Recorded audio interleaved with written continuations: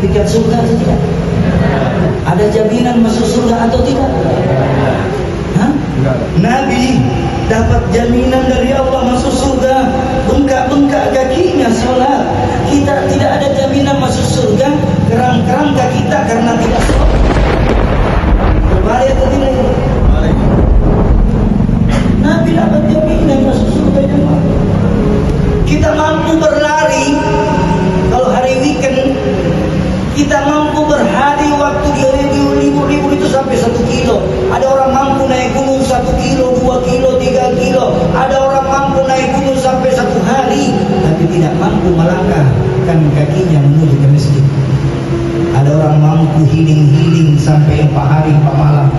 Ada orang mampu healing 1 bulan 1 kali, tapi tidak pernah healing ke masjid dari zuhur, asar, maghrib, isya dan subuh. Oh jemaah, ayo mulai dari sekarang yang perlu diperbaiki di sini bukan penampilan, akan baik semuanya ketika sholat kita baik. Kalau ada orang yang menjaga sholatnya, mukanya bercahaya, hatinya bercahaya, lidahnya bermanfaat. Kalau orang asli jaga sholatnya, pasti dia menghindari dari sesuatu. Diriwayatkan di dalam Al-Khatib, dalam Sunan Abu Daud, di mana Nabi Muhammad SAW melarang memakan makanan kecuali makanan yang halal thayyiban. Jangan sentuh makanan kecuali makanan itu halal dan thayyib. Halal dan thayyib. Saya teringat kisah di mana satu ketika Nabi Muhammad dibawakan sebuah makanan sama tetangganya di dalam satu wadah. Tiba-tiba Nabi ambil itu makanan lalu disimpan di meja, lalu Nabi memandang makanan itu.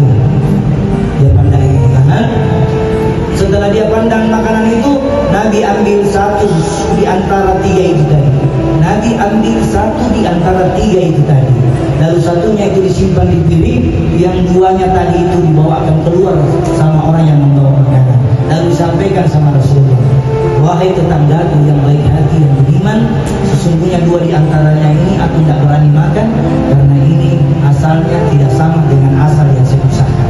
Jadi Nabi itu hati-hati sekali dengan makanan. Jangankan halal, makanan subhat saja dia tidak sentuh.